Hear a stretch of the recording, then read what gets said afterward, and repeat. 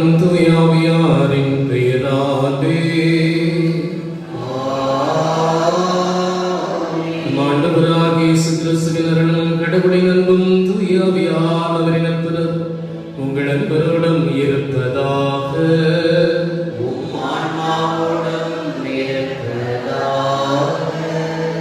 இந்த திருப்பலியானது குழந்தை இயேசுடைய குடும்பங்கள் கத்துப்படி இறைவனுக்கு நன்றியாக, சித்ரா பிறந்த நாள் இறைவனுக்கு நன்றியாக, புஷ்பமேரி பிறந்த நாளை முன்னிட்டு இறைவனுக்கு நன்றியாக,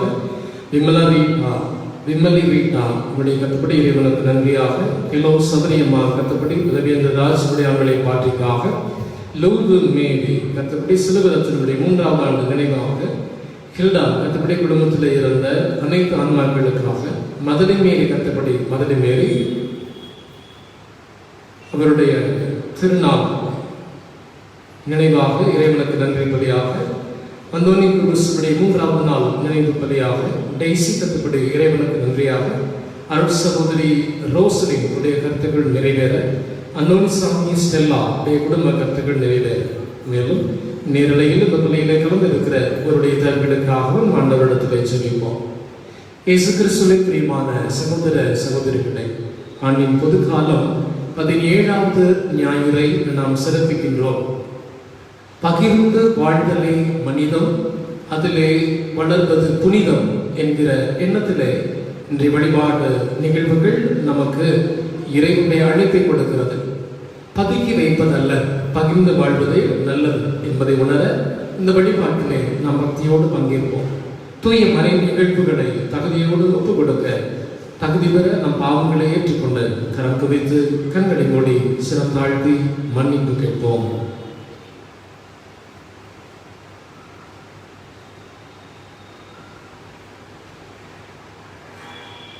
இல்லாமல்ல இறைவனிடமும் சகோதர சகோதரிகளே உங்களிடமும் நான் பாவியை ஏற்றுக்கொள்கிறேன். என்னுடைய சிந்தனையால் சொல்லாலும் செயலாலும் கடமை தவறினாலும் பாவங்கள் பல செய்தேன்.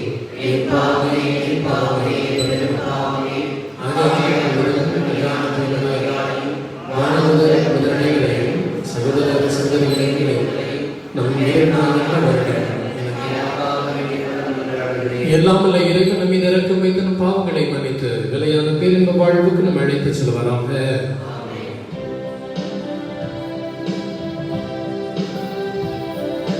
எல்லாரும் சேர்ந்து பாடுவோம். ஆண்டவரே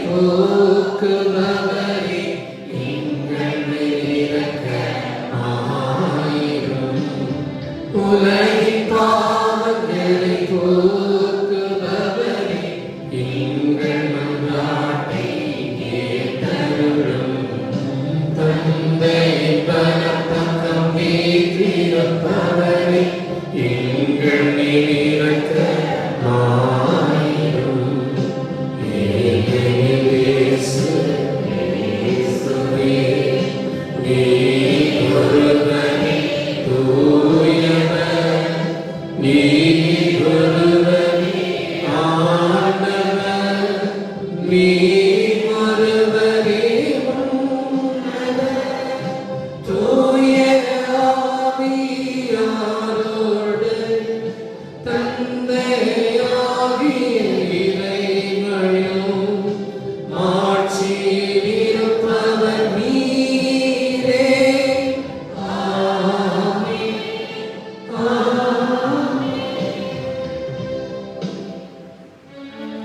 மன்றாடுவோமாக. உம்மை எதிர்நோக்கி இருப்போரை பாதுகாப்பவரான இறைவா, உம்மால் அன்றி ஆற்றல் வாய்ந்ததும் புனிதமானதும் எதுவும் இல்லை. எங்கள் மீது உமது இரக்கத்தை மேன்மேலும் பொழிவதால் உம்மை எங்கள் தலைவராகவும் வழிகாட்டியாகவும் ஏற்றுக்கொண்டு நிலையானவற்றை நாங்கள் இப்போதே பற்றிக் கொள்ள நிலையற்ற இன்றைய நன்மைகளை பயன்படுத்த செய்வீராக. உம்மோடு தூயாவியாரின் ஒன்றிற்கு நிறைவனாய் என்றென்றும் வாழ்ந்து ஆட்சி செய்கின்றவர் வழியாக உம்மை மன்றாடுகின்றோம்.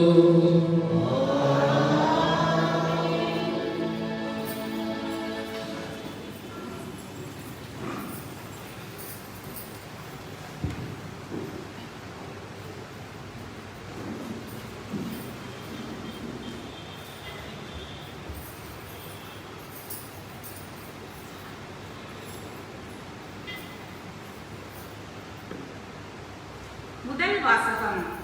இம்மக்கள் உண்ட பின்னும் மீதி இருக்கும்.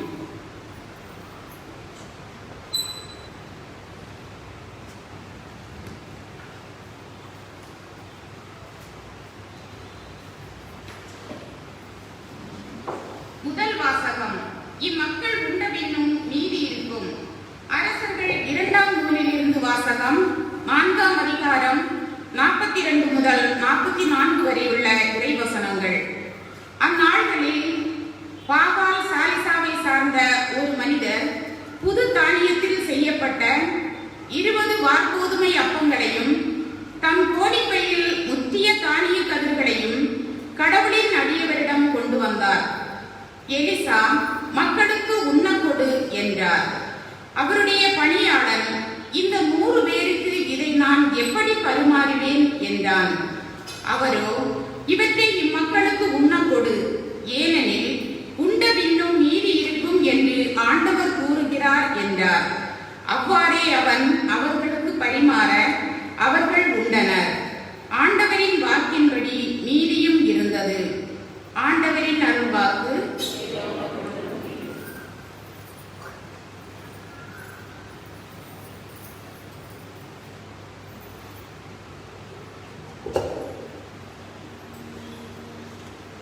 நீங்கள் பாட வேண்டிய பல்லவி, ஆண்டவரே எல்லா உயிரினங்களின் விருப்பத்தையும் நிறைவேற்றுகிறேன். தயவு செய்து நான் பாடுகின்ற பொழுது சேர்ந்து பாடவும்.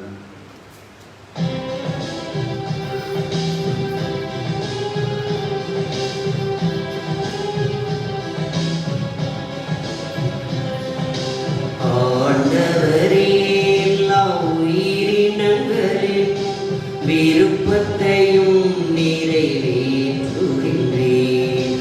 ஆண்டவரே எல்லா உயிரினங்களின் விருப்பத்தையும் நிறைவேற்றுகின்றேன். ஆண்டவரே எல்லா உயிரினங்களின் விருப்பத்தையும் நிறைவேற்றுகின்றேன். ஆண்டவரே நீர் உருவாக்கிய யாவுக்கு நன்றி செலுத்தும். உம்முடைய அன்பர்கள் உம்மை போற்றுவார்கள். அவர்கள் உமது அரசின் ஆட்சி அறிவிப்பார்கள். உமது வல்லமையை பற்றி பேசிடுவார்கள்.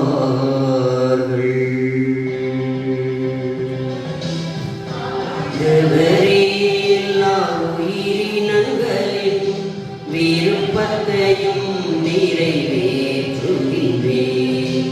ஆண்டவரே எல்லா உயிரினங்களின் விருப்பத்தையும் நிறைவேற்றுகின்றேன். எல்லா உயிரினங்களின் கண்களும் உம்மை நோக்குகின்றன. தக்க வேளையில் நீரே அவற்றிற்கு உணவளிக்கின்றீ. நீர் உமது கையை திறந்து எல்லா உயிரினங்களின் விருப்பத்தையும் நிறைவேற்றுகின்றீ. அவர்களின் விருப்பங்களை எல்லாம் நிறைவு செய்கின்றீ.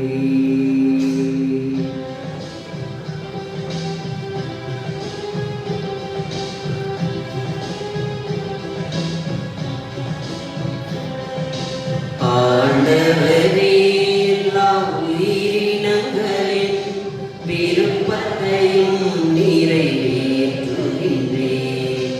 ஆண்டவரே, எல்லா உயிரினங்களின் விருப்பத்தையும் நிறைவேற்றுகின்றீர். ஆண்டவர் தாம் செய்யும் அனைத்திலும் நீதியுடையவர். அவர் தம் செயல்கள் யாவும் இரக்கத்தின் செயல்களே. தம்மை நோக்கி மன்றாடும் யாவருக்கும் உண்மையாய் தம்மை நோக்கி மன்றாடும் யாவருக்கும் ஆண்டவர் அண்மையில் இருக்கின்றார்.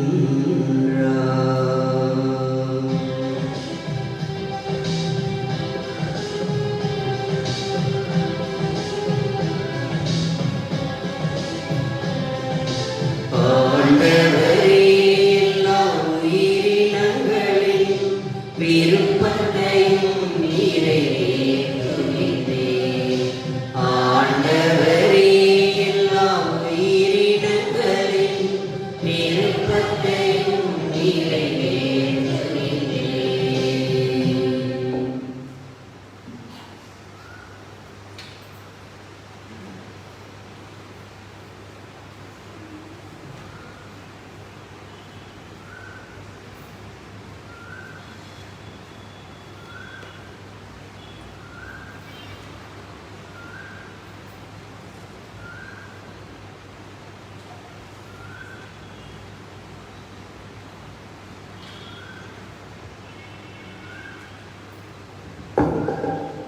இரண்டாம் வாசகம்.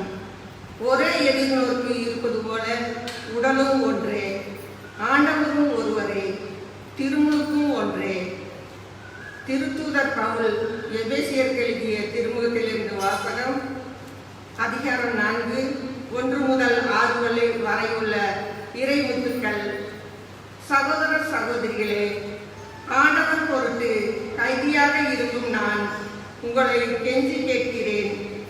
நீங்கள் பெற்றுக்கொண்ட அழைப்புக்கு ஏற்ப வாழுங்கள். முழு மனத்தாழ்மையோடும் கனிவோடும் பொறுமையோடும் ஒருவரை ஒருவர் அன்புடன் தாங்கி அமைதியுடன் இணைந்து வாழ்ந்து தூய ஆவிய அருளும் ஒருமைப்பாட்டை காத்துக்கொள்ள முழு முயற்சி செய்யுங்கள். நீங்கள் ஒரே எதிர்நோக்கு கொண்டு வாழ அழைக்கப்பட்டிருக்கிறீர்கள். ஒரே எதிர்நோக்கு இருப்பது போல உடலும் ஒன்றே, தூய ஆவியும் ஒன்றே. அவ்வாறு ஆண்டவர் ஒருவரே. நாம் கொண்டுள்ள நம்பிக்கை ஒன்றே, திருமுழுக்கு ஒன்றே.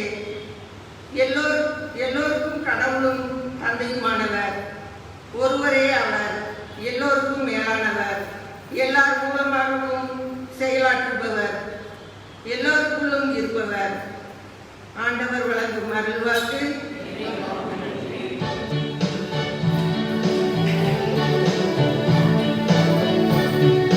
ஹல்லேலூயா, ஹல்லேலூயா, ஹல்லேலூயா, ஹல்லேலூயா, ஹல்லேலூயா, ஹல்லேலூயா, ஹல்லேலூயா,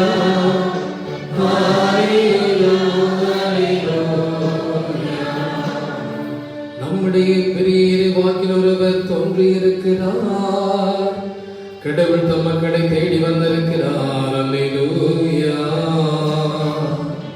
அல்லேலூயா, அல்லேலூயா, அல்லேலூயா, அல்லேலூயா, அல்லேலூயா, அல்லேலூயா.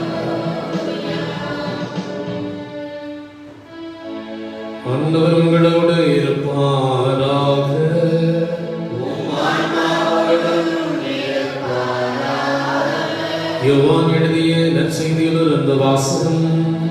ஆண்டவரே மாட்சி உமக்கே.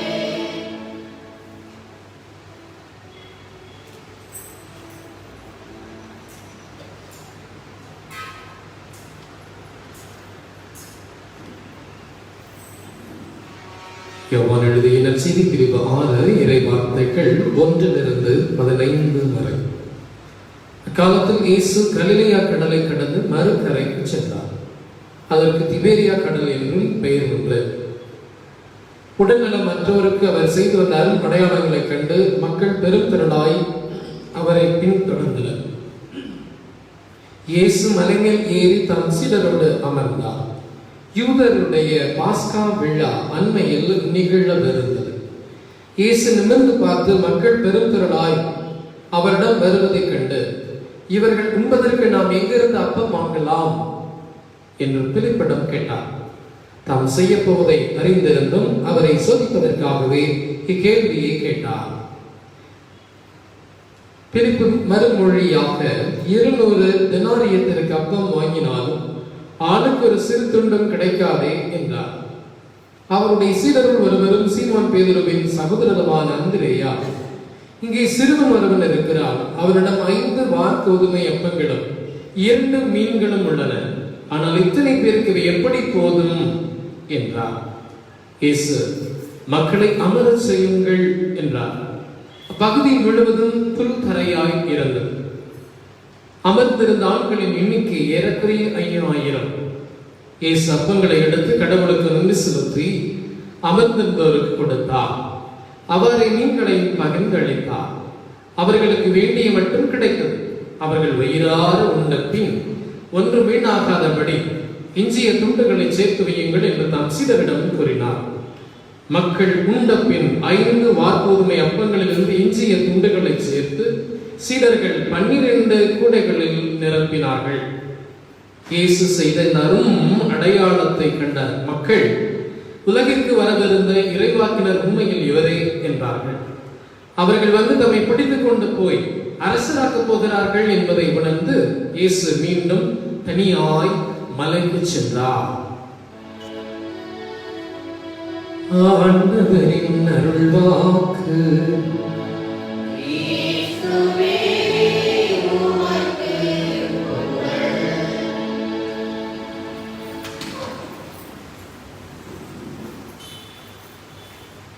ஈத்துவக்கும் இன்பம் அறியார்கள் தாமுடமை வைத்திழக்கும் வன்கணவர். குறள் 228. இந்த ஆங்கிலத்துக்கு தமிழ்ல என்ன அர்த்தம்?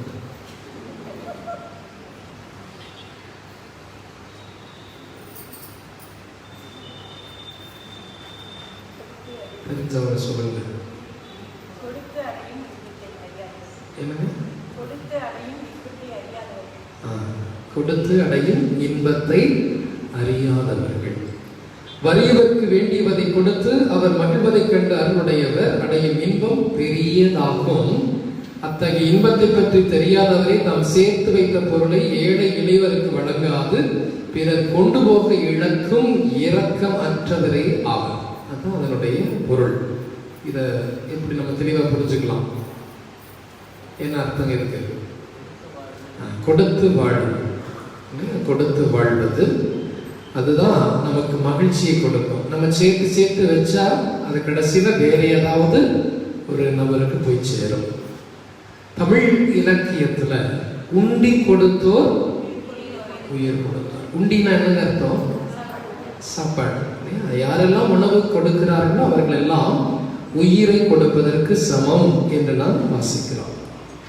உயிரை கொடுப்பவர் கடவுள். உயிரை கொடுப்பவர் கடவுள். அப்படியெனில் ஒருவர் பசியோடு இருக்கிற நபருக்கு உணவு கொடுப்பதன் மூலம் அவர் கடவுளாகவே மாறுகிறார் என்பதுதானே அர்த்தம். பசியாற்றுகிற ஒரு செயல் என்பது உயிரை கொடுப்பதற்கு சமம். அப்படின்னா உயிரை கொடுக்கிற கடவுளுக்கு நிகரான பணியை செய்வதுதான் பசியாற்றுகிற ஒரு செயல். அதனாலதான் உண்டி கொடுத்தோர் உயிர் கொடுத்தோர்னு நம்முடைய தமிழ் இலக்கியம் நமக்கு கற்றுக் கொடுக்கிறது. தனி ஒருவனுக்கு உணவு இல்லையெனில் ஜகத்தை இல்லை. அப்படின்னா உலகத்திலேயே அழித்து விடுவேன். பொங்கி எழுந்தார் நம்முடைய முண்டாசு கவி பாரதியார் சொல்லிக் கொடுத்த அருமையா. உன்னால் 1000 பேருக்கு உணவு கொடுக்க முடியாவிட்டாலும் பரவாயில்லை, ஒருவருடைய பசியாவது ஆற்று. இது யாரு? நம்முடைய நாட்டில் வாழ்ந்த புனிதை அன்னை தெரசா. 1000 பேருக்கு என்னால உணவு கொடுக்க முடியலன்னா பரவாயில்ல, ஒரு நபருக்காவது அவருடைய பசி ஆற்றுவது நல்லது சொல்லிக் கொடுத்தார். இன்றைய உலகில் திருச்சபை அப்படிங்கிற அந்த கோட்பாட்டில் எண் 69 இவ்வாறு சொல்லுகிறது. ஒருவர் மிக பெரும் இடநிலையில் உள்ளென்றால் அவர் மற்றவர்களின் செல்வத்திலிருந்து தமக்கு தேவையானதை எடுக்கும் இட உரிமை பெற்றுள்ளார். பசியால் மடியும் மனிதருக்கு உணவளி, ஏனென்றால் அவர்களுக்கு உணவளிக்காவிட்டால் நீ அவர்களை கொன்றவன் ஆவாய். இன்றைய உலகில் திருச்சபையின் 69 நமக்கு இதை கற்றுக் கொடுக்கிறது. சில சமயத்தில் நாம பசியில வருபவர்களுக்கு உணவு கொடுக்காவிட்டால் நாம் அவர்களை என்ன செய்கிறோம்? கொலை செய்கிறோம். இன்னைக்கு இந்த நற்செய்தி வாசகத்துல நிறைய பேரை நம்ம கவனிச்சோம் இல்லைங்களா? இயேசு ஆண்டவர் என்ன செய்தார் அப்படின்னு, சீடர்கள் என்ன செய்தார்கள் அப்படின்னு பார்த்தோம். இதுல என்னுடைய ஒரு தனி கவனம் இந்த சின்னஞ்சிறிய குட்டி பையன் ஒருவன். கடந்த வாரத்துல அன்னூர் பகுதியில் இல்லங்களை சந்திப்பதற்கு சென்று கொண்டிருந்தோம். அப்ப 2 குட்டி குழந்தைங்க அவங்க இங்கே பூசிக்கு வந்திருக்கிறாங்க. அவங்கள பார்த்தோன்னே எனக்கு ஞாபகம் வந்துச்சு. அந்த 2 பொடிசுகிட்ட பேச ஆரம்பிச்ச உடனே நாங்க எதுக்காக போனோமோ அது மறந்து போச்சு. அவங்க பேச ஆரம்பிச்சாங்க, நிறுத்தவே இல்லை. நான் ஒரு சமயத்துல சொன்னேன், கொஞ்ச நேரம் அமைதியா இருக்குடா, நாங்க எதுக்கு வந்தாங்கிறத சொல்றதுக்காவது நேரம் கொடுங்க. அப்படி என்ன பேசினாங்கன்னா அறிவு சார்ந்த விஷயங்களை பேசினாங்க. இன்னைக்கு நடக்கிறது, இன்னைக்கு உலகத்தை அச்சுறுத்துறதுங்க அதை பத்தி அவன் சொல்லி கொடுக்குறான். எனக்கு கிளாஸ் எடுக்கிறான். எங்கெல்லாம் கொரோனா வரும், எங்கெல்லாம் வராது அப்படின்னு. அப்ப நான் அப்படியே சுத்தி கேள்வி கேட்டப்ப அந்த குட்டி பையன் ஒரு கதை சொன்னான். என்ன, அந்த முகத்தெல்லாம் மூடிட்டு அவன் பேசுறான். பொடியை விழுந்துதான் இருப்பான், என்னுடைய முழங்கால் சைடு தான் இருப்பான். அந்த பொடியை சொல்லி தரான். என்ன, காருக்கு வெளியில கொரோனா இருக்கும், காருக்கு உள்ள இருக்காரு. வீட்டுக்கு வெளியில சுத்திட்டு இருக்கும், வீட்டுக்குள்ள இருக்காரு. நான் கேட்டேன், நாங்களாம் வெளியில இருந்தாலும் உள்ள வந்தோம் இல்லையா? அவன் அதுக்கு என்ன பதில் சொல்லுவான்னு அவ்வளோ ஆர்வம், உங்களை மாதிரியே ஆள் பார்த்து கேட்டுட்டு இருந்தேன். அப்போ அவன் சொன்னா, வீட்டுக்கு வெளியில தான் கொரோனா, உள்ள வந்துட்டீங்களா கொரோனா வராது. அவங்க வீடு அவ்வளவு பாதுகாப்பான வீடு. சின்ன குட்டி குழந்தை எவ்வளவு அழகாக அதை சொல்லு. சின்ன பள்ளிக்கூடத்தை கூட அது போயிருக்கா. அவ்வளவு ஒரு தனிப்பட்ட வல்லமை அந்த குழந்தையிடம் இருந்துச்சு. இன்னைக்கு உலகத்தில் இருக்கிற முதியவர்கள் பெரியவர்களுடைய ஞாயிறாக கொண்டாட திருத்தந்தை இந்த நாளிலிருந்து ஒரு அழைப்பு கொடுத்திருக்கிறார். இந்த நாள் தான் உலகத்துல முதல் கொண்டாடுகிற முதியவர்களுக்கான ஞாயிறு அப்படின்னு சொல்றார். அதுல ஒரு முதியவர் தான் 84 வயது கடந்திருக்கிறார். அவர் சொல்றார், ஐ ஆம் வித் யூ, நான் என்னோடு இருக்கிறேன் அப்படிங்கிற அந்த சொல்லாடலை பயன்படுத்தி ரோமி நகர மக்களுக்கு, உலகத்தில் இருக்கிற எல்லா மக்களுக்கும் அவர் சொல்லுகிற வார்த்தை, நான் உன்னோடு, நானும் ஒரு முதியவன் தான், உன்னோடு நான் இருப்பதை போல நீங்களும் இந்த உலகத்தோடு இணைந்திருங்கள் அப்படின்னு அவர் சொல்றார். சொல்றாரு, நீங்க ரொம்ப முக்கியமானவர்கள், தனித்து விடப்படுபவர்கள் அல்ல. ஏதாவது ஒரு வகையிலே நாங்கள் உங்களை கண்டுகொள்ளுகிறோம், உங்களை பராமரிக்கிறோம், உங்களை பாதுகாக்கிறோம் அப்படின்னு சொல்லிட்டு முதியவர்களுக்கு ஒரு சின்ன செய்தியை திருத்தந்தை பிரான்சிஸ் அவர்கள் சொல்லியிருக்கிறார். இன்னைக்கு இந்த 2வது வாசகத்துல படிச்சது இல்லையா, எனக்கு ரொம்ப சந்தோஷம். நம்ம ஊர்ல இருக்கிற பெரியவங்கள்ல அவங்களும் ஒருத்தங்க இல்லைங்களா? அது ஏதோ ஒரு வகையிலே கடவுள் ஒரு ஏவுதலை கொடுத்திருக்கிறார் உதவும். அதனாலதான் இன்னைக்கு பெரியவர்களை நாம் இந்த உலகத்திலே கண்டு கொண்டு இருக்கிறோம். அவர்களுடைய தியாகம், அவர்களுடைய அனுபவம், அவர்களுடைய வாழ்க்கை எடுத்துக்காட்டான முயற்சிகள் எல்லாம் நமக்கு ஒரு பெரிய பாடம். அதனால நம்ம ஊர்ல இருக்கிற எல்லா பெரியவங்களுக்காக நல்லா ஜோரா ஒரு முறை நம்ம கைப்பற்றலாம், சத்தமா கட்டலாம். அவங்க ரொம்ப நாள் நன்றாக வாழட்டும். அவர்கள் நாம் சென்று சந்திப்போம், அவர்களுக்காக நாம் ஜெபிப்போம். இறைவனுடைய வல்லமையாளர்கள் அவர் கிடைக்கும். சரி, இன்னைக்கு இந்த நற்செய்தி வாசகம் நம்ம படிச்ச இந்த நிகழ்வுல ஒரு குட்டி பையனுடைய செயல், இன்னைக்கு அதை மட்டும் கொஞ்சம் முன்னிறுத்தி கொஞ்சம் நம்முடைய சிந்தனையை செலவழிக்கலாம்னு பார்க்கிறேன். சரிங்களா? சின்ன பையன். சரிங்களா? இன்னைக்கு எத்தனை பேருக்கு ஆண்டவர் இயேசு கிறிஸ்து புதுமை செய்து உணவு கொடுத்தார்? 5000 பேர். அவங்கள யார் எல்லாம் அடங்கும்? ஆண்கள் மட்டுமே 5000 பேர் அப்படின்னு சொல்லி எழுதப்பட்டது. 4 நற்செய்தியாளர்கள், மத்தேயு, மார்க்கு, லூக்கா, யோவான், இந்த 4 பேரும் இந்த செய்தியை பதிவிடுகிறார்கள் இல்லையா? ஆண்டவர் இயேசுடைய பாடுகளுக்கு அப்புறம் இதுக்கு தான் அவ்வளவு முக்கியத்துவம் கொடுத்துட்டு 5000 ஆண்கள் அங்க இருந்தாருன்னா பெண்கள் அவ்வளவு பேர் இருந்திருப்பாங்க. 1000 பேர் இருப்பாங்களா? விட்டு கொடுக்க மாட்டீங்களே இல்லையா? எத்தனை பேர் இருந்திருப்பாங்க? ரொம்ப பேர். ஆண்களை விட அதிகமாக பெண்கள் ஆண்டவரை தேடுவார்கள் இல்லையா? எல்லா கோயிலும் எங்க போனாலும் சரி, ஜாதி மத மொழியெல்லாம் கடந்து எந்த கோயிலுக்கு போனாலும் சரி அந்த பெண்களுடைய கூட்டம் அதிகமாக அப்படின்னா ஆண்களுடைய தொகை மட்டும் 5000 பேர்னா பெண்கள் அதற்கு மேல இருந்திருப்பார்கள் இல்லைங்களா? இதுல சிறுவர் சிறுமியர் பற்றி ஏதாவது குறிப்பு இருந்துச்சா? 5000 பேர்ல இருந்துச்சுங்களா? 5000 ஆண்கள் சொல்லுச்சு இல்லையா? இந்த இறை வார்த்தை இன்னைக்கு சொல்லி கொடுத்தாங்க. அதுல சிறுவர் சிறுமி பத்தி ஏதாவது சொல்லப்பட்டிருக்கிறதா? சொல்லவே இல்லை இல்லையா? அப்படின்னா இந்த இறைவாக்கினர் அல்லது இந்த நற்செய்தியாளர்கள் யாரை பற்றி சொன்னாங்க? ஆண்களை பற்றி சொன்னார்கள். அது யூத ஆதிக்கம் நிறைந்த ஒரு பகுதியாக இருப்பார். அவங்க அது போல எழுதி இருக்கலாம். சிறுவர் சிறுமியை பற்றி பெண்களை பற்றி அவங்க எழுதவே. ஆனால் ஒரு சிறுவன் அங்கே முன்னிலைப்படுத்தப்பட்டிருக்கிறான். யாருமே கண்டுக்காதவர்களை, சிறுவர்களை, சிறுமிகளை ஆண்டவர் இயேசுவினுடைய பார்வையிலே கொண்டு வந்தார்கள். வைத்து சொல்லுங்க, பிரைஸ் தி லார்ட், ஹalleluya. இதான் நீங்க முன்னாடி பார்க்கணும். சில சமயத்துல கோயிலுக்குலாம் வரும்போது குழந்தைகளை முன்னாடி அனுப்பிச்சு வைக்கிறோம் இல்லைங்களா? நீங்க ஓடிப்போம், முன்னாடி போய் கொண்டுக்கோ, பேடுத்த பக்கத்திலே கொண்டுக்குவாங்க. என்ன நடக்குதுன்னு பாரு. பாதர் எப்படி குசு வைக்கிறார், எப்படி திருப்பலி குசு நிறைவேற்றப்படுகிறது, எப்படி ஜெபிக்கிறாங்க, என்ன ஜெபம் சொல்லுகிறார், எல்லாத்தையும் பாரு சொல்லிக்கிறோம். அதே போலத்தான் இந்த சின்ன சிறு குழந்தையை அவர்கள் அனுப்பி வைத்திருக்கிறார். இயேசுவிடம் அவர்கள் அனுப்பி வைக்கிறார்கள். அந்த இடத்துல அந்த சின்ன குழந்தை அதை என்ன பண்ணிச்சு அப்படிங்கிறது எனக்கு நம்ம சிந்தனை இல்லையா? அதுக்கு முன்னாடி இயேசுநாதரிடம் இந்த குழந்தையை அழைத்து வந்த நபர் யார்? மத்தேயுவா? அந்த விவிலியத்தில் எடுத்து படிங்க. இந்த குழந்தையை பற்றி சொல்லிக் கொடுத்தது யார்? இயேசுநாதர். திருத்தூதர் அந்திரேயா இல்லையா? திருத்தூதர் அந்திரேயா. அந்திரேயா அப்படிங்கிறவர் யாருங்க? பேதுருடைய சகோதரர். இவர் இயேசுவுக்கு அவருக்கு என்ன சம்பந்தம்? 12 சீடர்களும் அந்திரேயாவும் ஒருவர். பாருங்க, 5000 பேர் அங்க இருந்தாங்க. ஆண்கள் பெண்களுக்கு மேல இருந்திருப்பாங்க. எல்லாருடைய பார்வையிலும் நிறைய குழந்தைகள் இருந்திருக்கலாம். ஆனால் இந்த ஒரு சிறு குழந்தை அந்திரேயா அல்லது திருத்தூதருடைய பார்வையிலே பட்டது. வைத்து சொல்லுங்க, பிரைஸ் தி லார்ட். தாங்க ஒரு இறை அனுபவங்கிறது.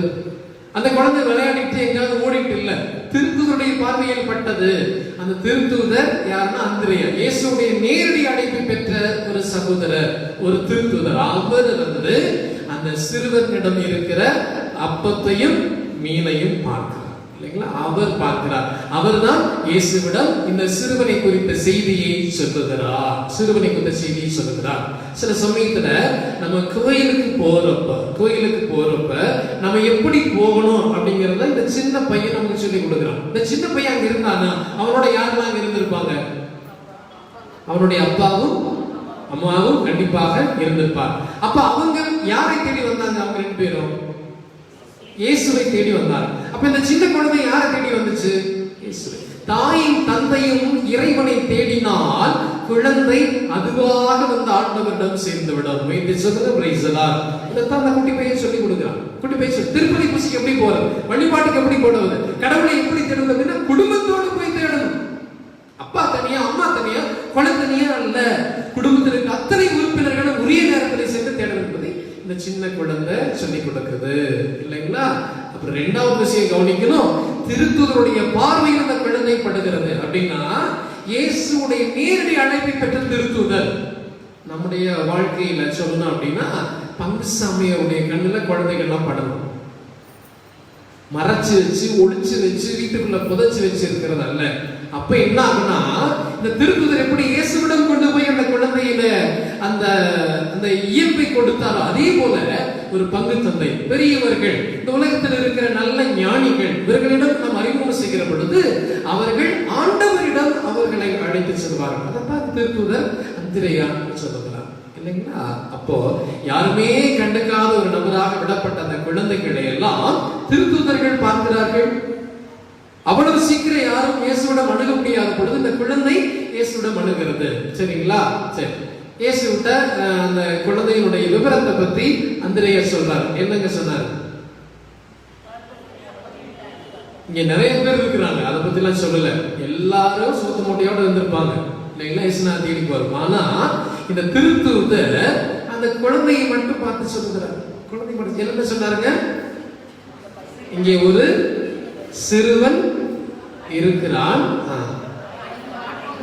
அவனிடம் 5 வார்கோதுமை அப்பம். இந்த வார்கோதுமை அப்பம் அப்படின்னா என்ன அர்த்தம்னா, அந்த காலத்துல யூதர்களுடைய உணவுல இந்த வார்கோதுமை தான் மிக எளிமையான உணவு, அல்லது ஏழைகளின் உணவு. ஏழைகளின் உணவு. இந்த உணவை தான் அந்த சிறுவன் கொண்டு வந்திருக்கிறான் இல்லையா? அந்த உணவை அவன் கையில் வைத்திருக்கிறான். அந்த உணவை யார் கொடுத்திருப்பா? அவங்க அப்பாவும் அம்மாவும் அந்த சிறுவனுக்கு தேவையான அளவுக்கு அந்த 5 வார்கோதுமையும் 2 மீன் தொண்டியும் கொடுத்திருப்பாங்க. இதான உண்மை. அதான வாங்கியிருப்பாங்க, அதான கொடுத்திருப்பாங்க. என்ன சொல்லி வீட்டுல இருந்து கூட்டு வந்திருப்பாங்க? இங்க கூட சில சமயத்துல அம்மாலாம் அப்பாலாம் வரப்போ கவனிக்கலாம் இல்லையா? கையில் ஒரு பையோட வருவாங்க. அதுக்குள்ள என்ன இருக்கும்? குழந்தை தூக்கிட்டு வர்றப்ப பிஸ்கெட் இல்ல, அப்புறம் பால், சாக்லேட், கொஞ்சம் தண்ணி ஏதாவது கொண்டு வருவாங்க. எதுக்காக? அவங்க குழந்தைக்கு வேணும் அப்படிங்கிறாங்க. அந்த குழந்தைக்கு போய் நீங்க கேட்டு பாருங்களேன், எனக்கு கொஞ்சோண்டு கொடுங்க, ஒரே ஒரு பிஸ்கட் கொண்டு. அப்ப என்ன பண்ணும்? என்ன பண்ணுவோம்? நான் உன்னை கேட்டேன் போன வாரத்துல வீடு சந்திக்கிறப்போ, 2 முட்டாய் ஒருத்த வச்சிருந்தான், ஒரு புடியம் தான். அவங்க நிறைய நமக்கு சொல்லி கொடுக்குறாங்க. நான் சொன்னேன், ஒரு முட்டாய் நீ சாப்பிட்டுக்கோ, ஒன்னு எனக்கு கொடு அப்படின்னு. அவன் வேகமா உரிச்சான். ரொம்ப சந்தோஷம். பரவாயில்ல உரிக்கான். ஊருக்கு கொடுப்பாங்க தான் 2 நம்ம ரொம்ப விவரமான குழந்தை. இன்னைக்கு குழந்தைங்களா அப்படிதான் இருக்குது இல்லையா? எனக்கு எனக்கு என்ன வேணா கொடுத்தாலும் வாங்கிக்குவேன், எவ்வளவு கொடுத்தாலும் வாங்கி கொடுக்கு இல்லையா? அந்த குழந்தைக்கு அவங்க அம்மா என்ன சொல்லியிருப்பாங்க?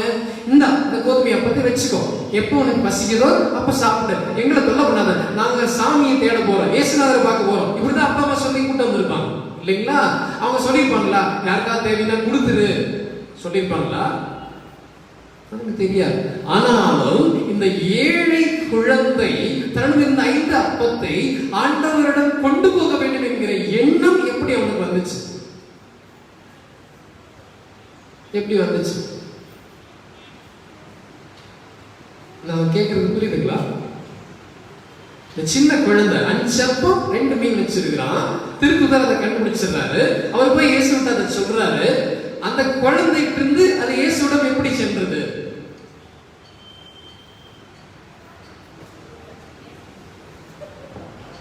இது புரிஞ்சிச்சுன்னா இன்னைக்கு நற்செய்தி வாசகம் முடிஞ்சிச்சு. சொல்லுங்க, சத்தமா சொல்லுங்க, எனக்கு கேட்கல. பிறருக்கு மற்றவர் கொடுக்கணுங்கிற எண்ணம் வந்துச்சு. சரி, வேற நீங்க சரியா சொல்லிட்டீங்க. திரும்ப சொல்லுங்க. நல்ல கவனிங்க, நல்ல கவனிங்க, இதுதான் முக்கியம் இல்லைங்களா? அப்பா அம்மா இயேசுடைய போதனையை கேட்க வந்தார்கள். ஆண்டவரோடு கொஞ்சம் நேரத்தை ஒதுக்க வந்தார்கள். இந்த குழந்தைக்கு வேணுங்கிற உணவை கொண்டு வந்தார்கள். ஆனால் அதை விட ஆத்ம உணவை, என்ன உணவுங்க? பெற்றோருக்கு போதிக்கப்பட்டது, பெரியவர்களுக்கு போதிக்கப்பட்டது. நெடுநேரம் 5000 மக்கள் அங்கு கூடி இருக்கிற பொழுது அவர்கள் எல்லாம் இயேசுடைய வார்த்தையை கேட்டுக்கொண்டார்கள். அந்த சமயத்துல இந்த குழந்தையும் இறை அனுபவத்தை பெற்றது. உயர்த்தி சொல்லுங்க, பிரைஸ் தி லார்ட். சத்தமா சொல்லுங்க, பிரைஸ் தி லார்ட். இதுதான் மாற்றம். அப்பா அம்மா குழந்தைக்கு உடல் தேவையான சௌக்கியத்தை கொடுத்தார்கள், உடலுக்கு தேவையான உணவை கொடுத்தார்கள், தண்ணீரை கொண்டு வந்தார்கள், 2 மீனை கொடுத்தாங்க, உண்மைதான். ஆனால் அவர்கள் பெற வந்த அனுபவம் ஆத்ம அனுபவமாக இருந்துச்சு. அதே அனுபவத்தை இந்த குழந்தையும் பெற்றுக்கொண்டது. இறை அனுபவத்தை சிறு வயதிலே பெற்றுக்கொண்டது. என்ன பெற்றுக்கொண்டது?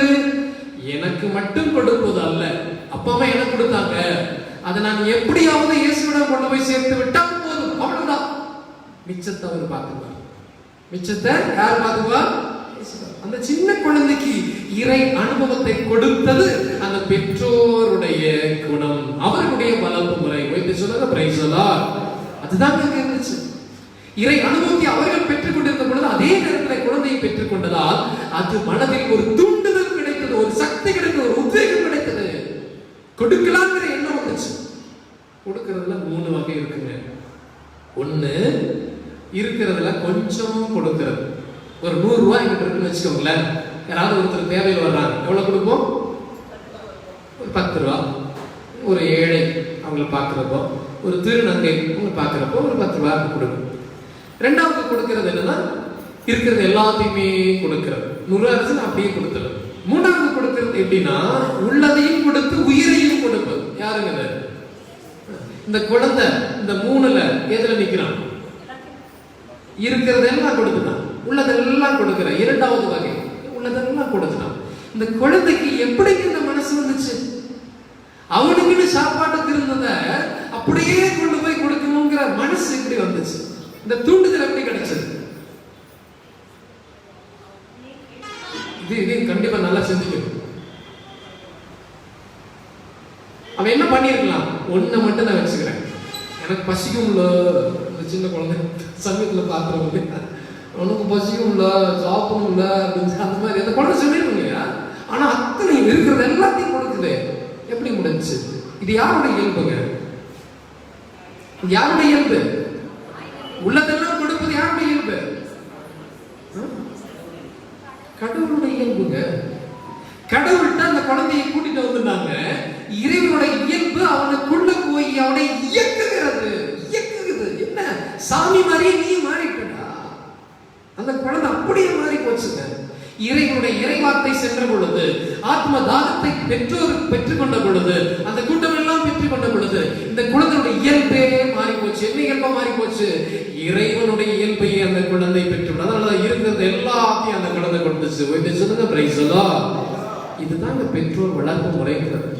ஆண்டவரை அடையாளப்படுத்த வேண்டும், கடவுளை அவர்களுக்கு காட்ட வேண்டும். இதுதான் பெற்றோருடைய கடமை.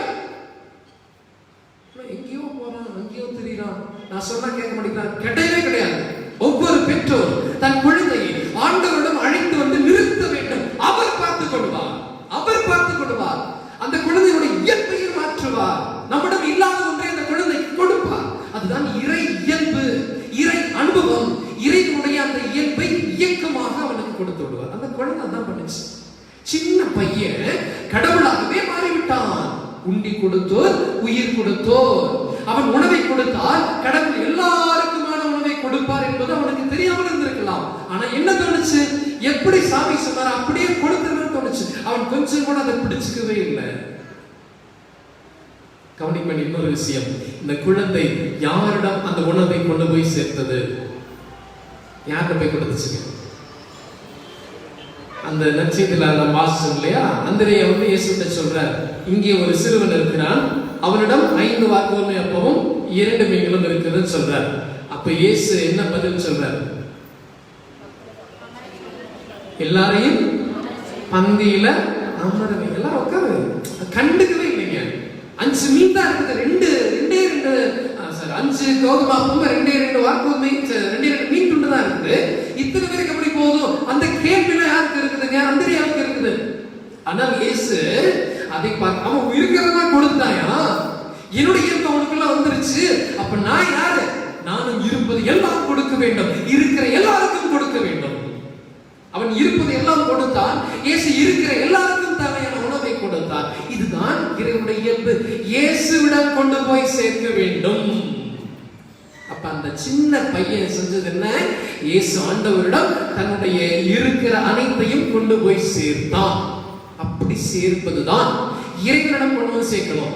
வீட்டுல கொண்டு போய் சேர்த்து வைக்கிறது இல்ல, பேங்க்ல கொண்டு போய் லாக்ல வைக்கிறது இல்ல, இல்லைங்களா? யாரும் கொண்டு போய் சேர்க்க வேண்டும்? என்ன கொஞ்சம் தான் இருக்குது, 2 ரூபா தான் இருக்கு, 5 ரூபா தான் இருக்குது, சாமி என்ன பண்றது? உனக்கு வச்சுக்காத, சுருக்கு பேர் போட்டு சில சமயத்துல நோட்ல உண்டியல்ல பசங்க எடுத்து கொடுப்பாங்க இல்லையா? அந்த 5 ரூபா நோட்டு 10 ரூபா நோட்டு எல்லாம் 2, 3, 4 பிஞ்சு போயிருக்கு. கரெக்டா சாமிகிட்ட வந்து சேர்ந்துறது. அது எப்படி வருதுன்னே தெரியல. வாரத்துல 1 நோட்டாவது கிடைக்கும் இல்லைங்களா? சாமிக்கு போற பேர் அவர் எப்படியாவது செலுத்திக்குவார். யாருங்க இது? இல்லையா? சாமிக்கு கொடுக்கறது எப்படி கொடுக்கறது? கொஞ்சம் கிழிஞ்சது, கொஞ்சம் அழுக்கானது, கொஞ்சம் பிஞ்சது, கொஞ்சோண்டு எடுத்து கிடையாது. சின்ன பையன் சொல்லி கொடுக்குறான், இருக்கிறதெல்லாம் கொடுத்துறியா? கடவுள் உனக்கு பார்த்துக்குவாரு, எல்லாத்தையும் பார்த்துக்குவாரு.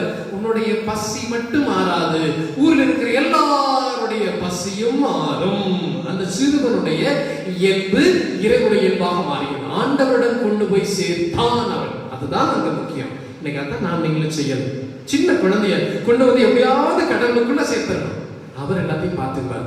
இன்னைக்கு எல்லாத்தையும் நம்ம கற்றுக் கொடுக்குறோம். குழந்தைக்கு இன்னைக்கு ஆன்லைன் கிளாஸுக்கு ஒரு பெரிய ஒரு டிவி வாங்கி கொடுத்துறோம் இல்லையா? முதல்ல செல்போன் கொடுத்தாங்க, அப்புறம் லேப்டாப் கொடுத்தாங்க, இப்போ டிவிலாம் வாங்கி கொடுக்குறாங்க. ஸ்மார்ட் டிவி இல்லையா? 2 நாளைக்கு முன்னாடி கூட்ட மந்திரிக்கு சொன்னார், அவர் என் குழந்தைக்காக ஒரு டிவி வாங்கிக்கிறேன், அவனுக்கு கண்ணு கெட்டு போயிருது, செல்போன்ல பார்த்து அதனால பெருசா ஸ்மார்ட் டிவி வாங்கிட்டேன், அதுல ஆன்லைன் கிளாஸ் அவன் பார்த்துட்டு இருக்கிறான் பாருங்க வீட்டு. இதெல்லாம் சரி. நான் திருப்பி கேட்டேன், என்னைக்காவது பைபிளை கொடுத்து இப்படி வாசிக்க சொன்னீங்களா அப்படின்னு. என்னைக்காவது தினத்தோறும் ஜெபமணி எடுத்து வச்சு சேர்ந்து வந்து ஜெபிச்சிருக்கீங்களா கேட்டா அவன் மேலே பார்த்தேன். என்ன நான் தேடுறேன், பைபிள் தேடுறது பாரு இல்லைங்களா?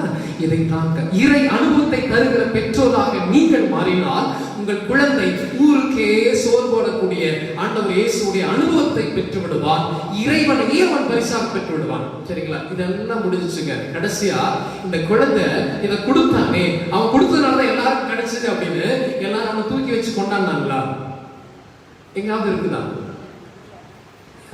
அவன் பாருங்களேன், முதல்ல இருந்து கடைசி வரை அந்த குழந்தைய பத்தி எதுவுமே இல்லை. ஆனா பெரிய கூட்டத்தையே அவன் வந்து முன்னாடி கொண்டு வந்து இயேசு முன்னாடி நிறுத்தி இருக்கிறாங்க. அந்த சின்ன பையன் முதல்ல அவனை பத்தி யாரும் பேசல, அவனுக்கு பேர் என்னன்னு தெரியல, அவன் ஒரு வார்த்தை கூட ஆண்டவரிடம் பேசவில்லை, இயேசுவிடம் பேசவில்லை. சின்ன குழந்தைங்களோட பேசும். நான் இந்த குழந்தை பேசவே இல்லை. செயல்படுகிற குழந்தை, செயல்படுகிற குழந்தை. அது மட்டும் இல்லாம இருக்கிறதெல்லாம் கொடுத்துட்டு கடைசியில விளம்பரமே தேடாத ஒரு குழந்தை. ஒரு குண்டூசி கோயிலுக்கு வாங்கி கொடுத்துட்டு வீட்டில் ஒரு 100 ரூபாய் சம்பாரிச்சு கொடுத்தாரு. அது எவ்வளவு செலவு பண்ணேன், கோயிலுக்கு கொடுத்த காசுலாம் எங்க போச்சு, உனக்கு நான் கொடுத்தேன்ல அதெல்லாம் கணக்கு சொல்லு.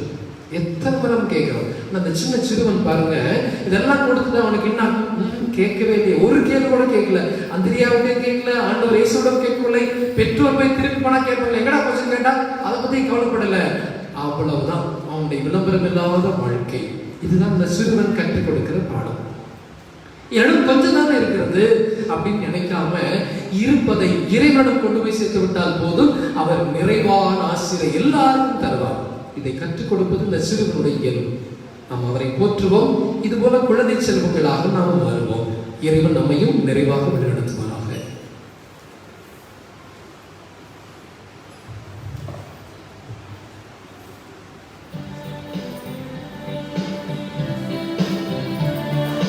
விண்ணையும் மண்ணையும் படைத்தவரா கடவுள் ஒருவர் இருக்கின்றார்.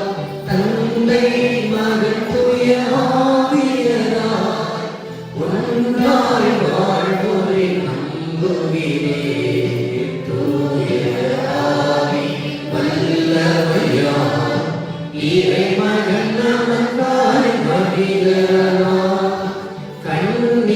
மரியிடம் பிறந்தவரா இயேசுவை உறுதியாய் நம்புகிறேன். பாடுபட்டார், சிலுவையிலிருந்து அடைக்கப்பட்டார், 3ஆம் நாளில் உயிர்த்தெழுந்தார், இறப்பின் மீது வெற்றி கொண்டார். தந்தையிடம் அரியணை கொண்டு இருக்கின்றார். உலகம் முடியும் காலத்திலே நடுவர திரும்பவும் வந்திடுவார். தூய ஆவியாரை நம்புகிறேன். பாரினில் அவர் துணை வேண்டுகிறேன். பாவ மன்னிப்பு தூய்மை பெற்று பரிகார வாழ்வில் நிலைத்திடுவேன். திருவாவை உரைப்பர் நம்புகிறேன். புனிதர்கள் உறவை நம்புகிறேன். உடலின் உயிர்ப்பை நினைவா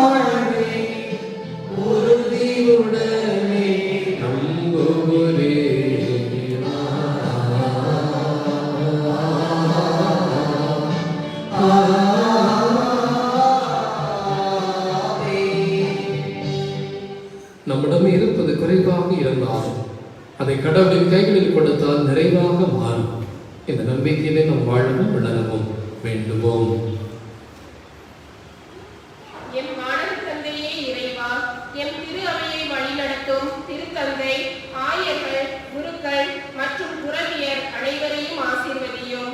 தங்களிடம் ஒப்படைக்கப்பட்ட மக்களை வானக உணவாகிய இறைவனின் இறைத்தன்மையில் வளர வாழ வழிநடத்தி செல்லும் ஆற்றலை தந்தருள வேண்டும் என்று இறைவா உம்மை மன்றாடுகிறோம். உலகின் அரசராம் எம் இறைவா, எம் நாட்டு தலைவர்கள், அரசு அதிகாரிகள் அனைவரும் மக்கள் நலன் கருதி சரியான திட்டங்கள் வகுத்து நடைமுறைப்படுத்த இறைவா உம்மை மன்றாடுகிறோம். கருணையின் இருப்பிடமே எம் இறைவா, உமது கருணைக்காக பல்வேறு தேவைகளுடன் காத்திருக்கும் மக்களை கண்பாரும். நோய் தொற்று, பொருளாதார பிரச்சனைகள், குடும்ப பிரச்சனைகள் போன்ற பல்வேறு சிக்கல்களில் இருந்து விடுபட தேவையான அருளை தந்தருமாறு இறைவா உம்மை மன்றாடுகிறோம். அன்பின் ஊற்றாம் எம் இறைவா, எம் பங்கு தந்தை, பங்கு மக்கள், நேரடியில் இத்திருப்பலியில் இணையும் அனைவரையும் ஆசீர்வதியும். உமது இறை பராமரிப்பில் எங்களை வைத்து காத்திட வேண்டும் என்றும் எங்கள் நியாயமான வேண்டுதல்களை உம்மிடமிருந்து நாங்கள் பெற்றுக்கொள்ள வரமருள வேண்டும் என்றும் இறைவா உம்மை மன்றாடுகிறோம். தனிப்பட்ட தேவைகளுக்காகவும் சில நாடுகள் மௌனமாக செவியுங்கள். நம்மை சுற்றிலும் வாழ்கிற முதியவர்கள், பெரியவர்கள், வயோதிகர்கள் இவர்களுக்காக மிக சிறப்பாக இந்த நாளிலே நாம் கொண்டாடுவோம்.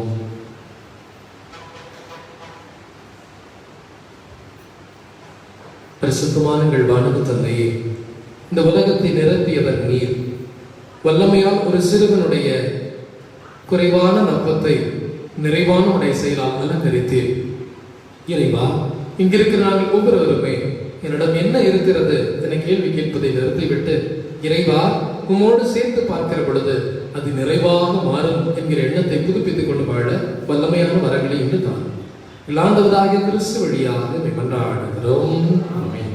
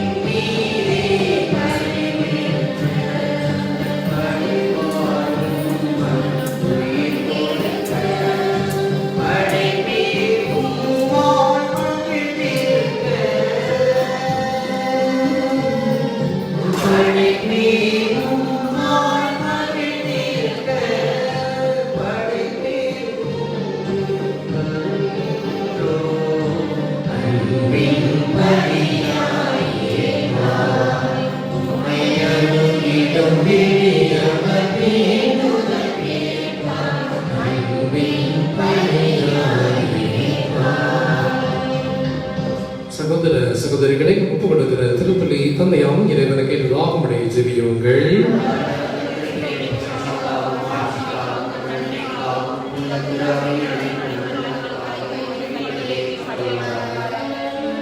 ஆண்டவரே, நீதாமே வாரி வழங்கிய கொடைகளிலிருந்து நாங்கள் கொண்டவர் மிக்க அணிக்கைகளை ஏற்றரிடும். அதனாலும் தருடைய ஆற்றலால் செயல்படுகின்ற புனிதமிக்கவரை நிகழ்வுகள் இவ்வுலகில் நீங்கள் வாழ்வை புனிதப்படுத்த நிலையான பேர்மதற்கு இட்டு செல்வனவாக ஆண்டவராகிய கிறிஸ்து வழியாக உம்மை மன்றாடுகிறோம். ஆண்டவர் உங்களோடு இருப்பாராக.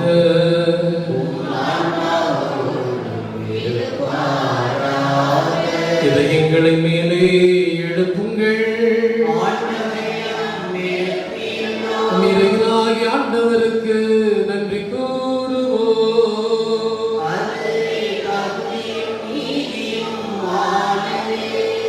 ஆண்டவரே, தூயவரான தந்தையே, என்னும் உள்ள இல்லாமல்ல இறைவா, இந்நாளும் எவ்விடத்திலும் நாங்கள் உமக்கு நன்றி செலுத்துவது மெய்யாகவே தகுதியும் நீதியுமாகும். எங்கள் கடமையும் மீட்புக்குரிய செயலுமாகும். ஏனெனில் எங்களுக்கு மீட்பரை அனுப்பும் அளவுக்கு உலகின் மீது பரிவன்பு கொண்டீர். அவர் பாவம் தவிர மற்ற அனைத்திலும் எங்களைப் போல இருக்க திருவிழம் கொண்டீர். இவ்வாறு நீரும் திருமகனம் செலுத்திய அன்பை எங்கள் மீதும் செலுத்தினீர்.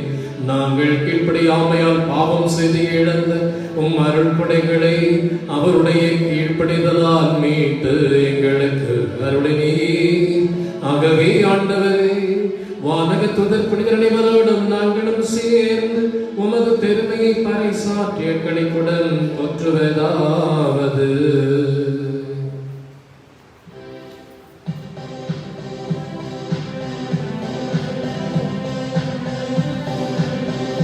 தூயவர் தூயவர் தூயவர் படிகளின் கடவுளம் ஆண்டவர், விண்ணகமும் மண்ணகமும் உமது மாட்சியால் நிறைந்துள்ளன.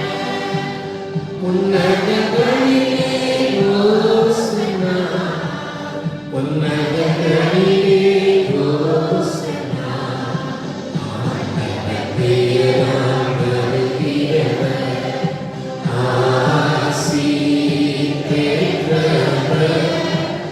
உன்னதங்களிலே ஓசன்னா, உன்னதங்களிலே ஓசன்னா, ஓசன்னா, ஓசன்னா.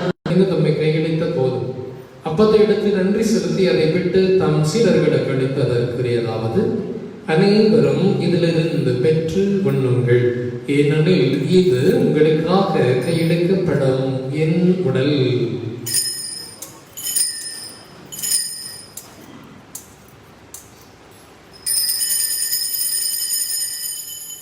அவ்வண்ணமே இரவு விருந்தை அருந்திய பின் கிண்ணத்தையும் எடுத்து மீண்டும் உமக்கு நன்றி கூறி தம் சீடர்களுக்கு அளித்து அவர் கூறியதாவது, அனைவரும் இதிலிருந்து பெற்று பருகுங்கள், ஏனெனில் இது புதிய நிலையான உடன்படிக்கைக்குரிய என் இரத்தத்தின் கிண்ணம்.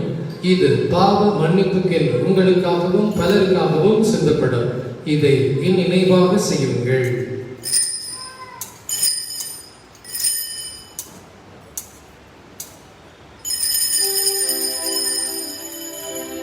நம்பிக்கையின் மறைபொருள், உலகில் மீட்பரே எங்களை மீட்டருளும். உமது சிலுவையினாலும் உயிர்ப்பினாலும் எங்களுக்கு மீண்டுதலை அளித்தவர் நீரே. ஆகவே ஆண்டவரே, நாங்கள் கிறிஸ்துவின் இறப்பினை உயிர்ப்படை நினைவு கூர்ந்து வாழ்த்தரும் வெப்பத்தை மீட்படைக்கும் கிண்ணத்தையும் உமக்கு கொடுக்கின்றோம். அந்த திரும் நின்று கூடியும் புரிய தகுந்தவர்கள் எங்களை ஏற்றுக்கொண்டீர், எனவே உமக்கு நன்றி செலுத்துகின்றோம். மேலும் கிறிஸ்துவின் உடலில் இரத்தத்திலும் பங்கு கொள்ளும் எங்களை தூய ஆவியார் கொண்டு சேர்க்க வேண்டும் என உண்மை தாழ்மையுடன் மன்றாடுகின்றோம். ஆண்டவரே, உலகெங்கும் பரவி இருக்கும் திரு அவை நினைவு எங்கள் திருத்தந்தை பிரான்சிஸ், எங்கள் ஆயர் தாமஸ் அக்வினாஸ், எல்லா திரு நிலையினராகிய அனைவரோடும் உமது திருவை அன்பில் நிறைவு பெற செய்தரலும்.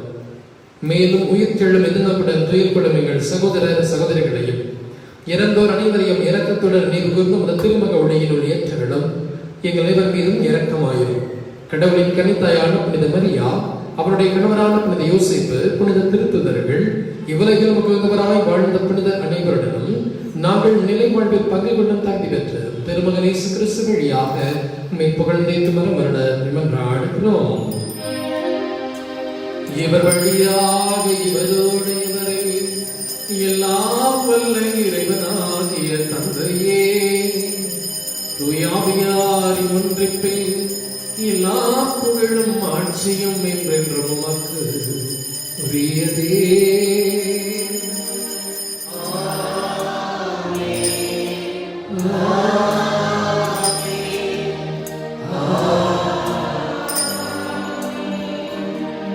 இறைமகன் இயேசு நமக்கு கற்றுக் கொடுத்தவாறு விண்ணக தந்தை நோக்கி கரம் உயர்த்தி மன்றாடுவோம். எங்கள் தந்தையே, உமது தூயது என போற்றப்பெறுக.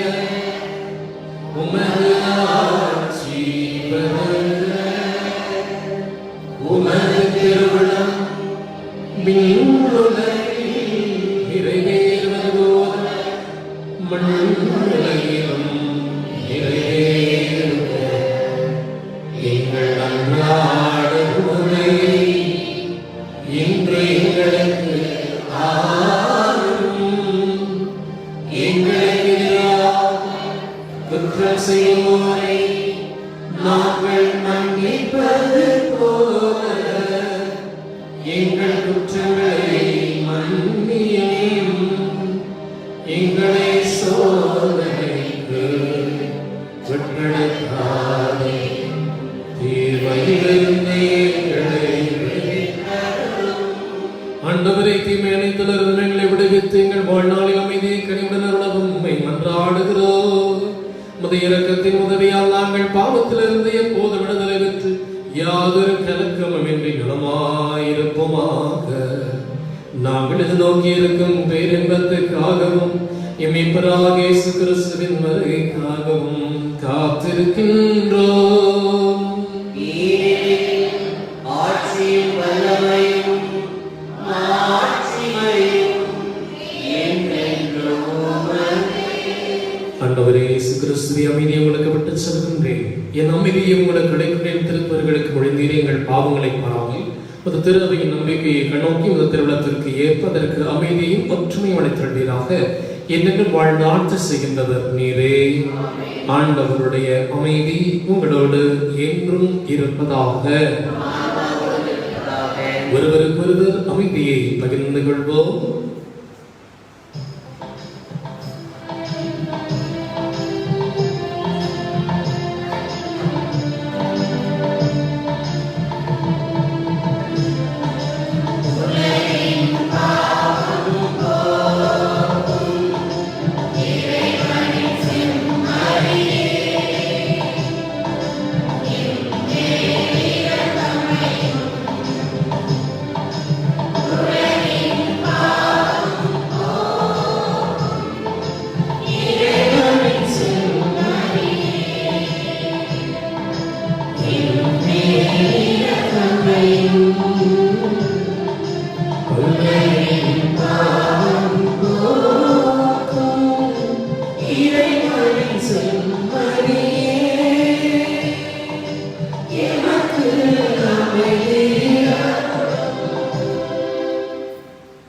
இதோ இறைவனின் சமரி. இவருடைய அனுபவத்தை சிறு குழந்தைக்குள்ளும் பதித்தவர். சிறு குழந்தையும் இறைவனாக அவருடைய இயல்பிலே மாற்றியவர். நம்மிடம் இருப்பதை அவரிடம் பகிர்கிற பொழுது பரிவிலை இறைவனை அவருடைய உறவை காண நம்மை தகுதி பெற செய்வார். இந்த விருதிலே கலந்து கொள்ள காத்திருக்கிறேன் நான் பெயர் பெற்றவர்கள்.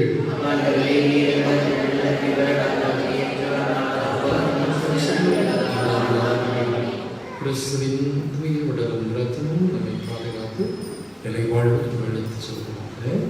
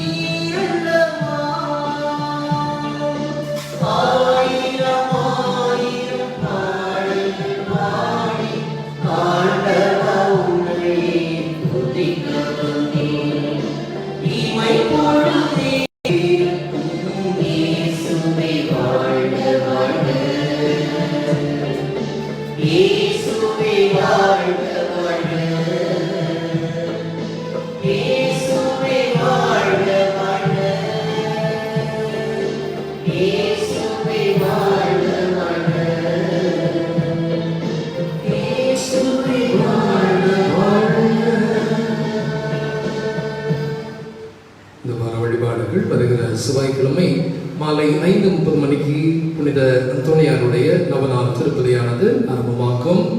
வருகிற வெள்ளிக்கிழமை காலை 6 மணிக்கு ஜெபமாலையோடு திருப்பதி நடைபெறும். சனிக்கிழமை மாலை 5:30 மணிக்கு ஆரோக்கியனுடைய நவநாள் திருப்பதியானது நடைபெறும். இந்த வாரம் அன்னூர் பகுதியிலே இல்ல சந்திப்பு நடைபெறும். சென்ற வாரத்திலே ஒரு சில தினங்களுக்கு முன்பாக அறிவிப்பு கொடுத்தோம். நம்முடைய ஊரில் இருக்கிற பின்னாடி இருக்கிற அந்த இடத்துல கொஞ்சம் தென்னங்கன்றுகளை வைக்கலான்னு சொல்லி திருமதி ஜோஸ்லின் அவர்கள் அதற்காக உதவி செய்தார்கள். இன்னும் ஒரு சிலர் பெயர் விரும்பாமல் சின்ன சின்ன கன்றுகளை கொண்டு வந்து கொடுத்தார். நன்றி. ஒரு தென்னை மரம் உங்களுடைய பெயரில் வரட்டும், அது வச்சா மட்டும் பத்தாது, தண்ணி ஊற்றும். இது கொஞ்சம் கடுமையான போராட்டம் தான். உங்கள் குடும்பத்தில் அப்படி யாராவது விருப்பம் இருந்துச்சுன்னா உங்கள் வீட்டில் வேலை செய்ய முடியல, எனக்கு கொஞ்சம் நேரம் ஒதுக்க முடியும் அப்படின்னா தினந்தோறும் ஒரு 10 நிமிஷம், ரொம்ப நேரம் வேண்டாம், ஒரு 10 நிமிஷம் ஒரு 15 நிமிஷம் வந்து ஒரு மரத்திற்கு 2 குடம் தண்ணி ஊற்றிட்டு போகலாம், அல்லது பைப்பை பிடிச்சி தண்ணி ஊற்றலாம். ஏதாவது வகையிலே செய்கிற பொழுது அது உங்கள் பெயரிலே வளரட்டும். இந்த மரம் உயர்வதை போல இந்த ஊரில் இருக்கிறவங்களுடைய குடும்பமும் உயரும். கடவுள் நிறைய வல்லமையை தருவார். அந்த மாதிரி சின்ன உதவி ஏதாவது செய்ய முன்வரலாம் இந்த வாரத்தில். நன்றி. விழுதால் படிடுவோம். புனித யோசேப்பு ஆண்டு இறை வேண்டல். மீட்பரின் பொறுப்பாளரை வாழ்க. பேறு பெற்ற கன்னிமரியாவின் துணைவரே, உம்மிடம் கடவுள் தம்முடைய மகனை ஒப்படைத்தார். உம்மில் மரியா தம் பற்று உறுதியை வைத்தார். உம்முடன் கிறிஸ்து மனிதரானார். பேறு பெற்ற யோசேப்பே, உம்மை தந்தையாய் எமக்கும் காட்டும். வாழ்வின் பாதையில் எம்மை வழிநடத்தும். அருளையும் இரக்கத்தையும் துணிவையும் எமக்கு பெற்று தாரும். எல்லா வகை தீமையில் இருந்தும் எம்மை பாதுகாத்தருளும். ஆமென். மன்றாடுவோமாக. ஆண்டவரே, உம் திருமகனுடைய பாடுகளின் நிலையான நினைவாகிய இந்த திருவளரை உட்கொண்ட நாங்களும் வேண்டுகின்றோம். இவ்வாறு சகோதரி அன்பினால் அவரே எங்களுக்கு அளித்துள்ள இந்த கொடை எங்கள் மீட்புக்கு பயன்பட அருள்வீராக. என்னென்னும் வாழ்ந்து ஆட்சி செய்கிறவர் வழியாக உம்மை மன்றாடுகிறோம். ஆண்டவர் உங்களோடு இருப்பாராக.